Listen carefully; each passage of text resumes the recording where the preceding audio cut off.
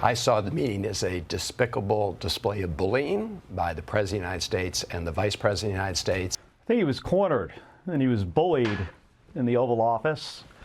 And Margaret, that just makes us look weak. Either it was an ambush setup or they just got so hot-headed, the president and the vice president, that what happened happened. You know, it's the chaos of this presidency. So it is absolutely shameful what is happening right now. The White House has become an arm of the Kremlin. Senator Chris Murphy, you can't even take him seriously. He just thinks he's going to raise money by going after Trump.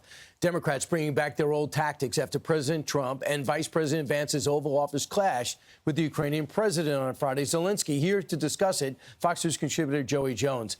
And Joey, we could talk about the war, that's another thing, but the attack on the president, the White House, on J.D. Vance is something else that emerged after we spoke. Yeah, it's really puzzling to me. I guess the intellectual honesty has kind of left Congress at this point, and the divisiveness of bipartisanship.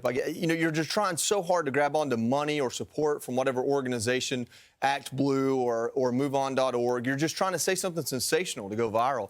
There's no way that a reasonable, responsible person who's been elected to represent this country thinks that going on national television and calling our vice president a coward, our president a puppet of Putin, is helpful for our country. Right. Here is a former Marine, Seth Moulton, who I thought had a pathway to being the Fetterman on the right after he was blitzed for saying that men should not play in women's sports.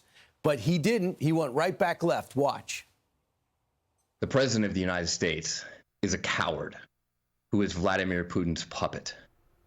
And the vice president of the United States is a pogue and a coward who is Donald Trump's puppet. And so what we just witnessed was a meeting in the Oval Office between two cowardly puppets and a hero.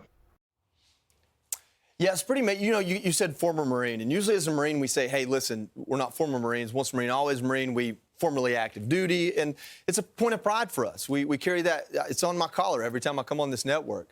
What bothers me so much about the way Seth Moulton handled this, number one, pogue is a very intentional word. It means person other than grunt.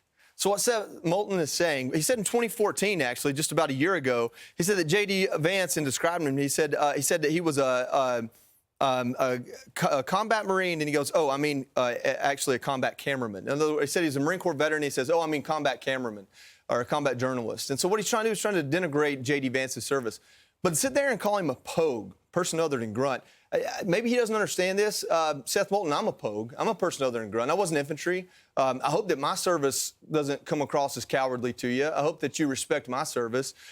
You served with Brian Mast. He's a pogue. He wasn't a grunt. He lost his legs. I watched Brian Mast recover with his hands sewn to his stomach. So I don't know. It's a very intentional word. Up until World War II, it was used to describe homosexuals. So maybe he's a historian and he's trying to be trying to attack him in that way. I don't know.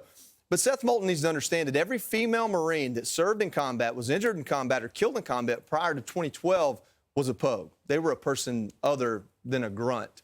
And it just bothers me that we have a Marine Corps officer in Congress, regardless of what his policy positions are, that doesn't have the honor, the courage, the commitment, the integrity to sit there and take issue with J.D. Vance's policy position, take issue with the outcome that may come from the policies that he and President Trump make.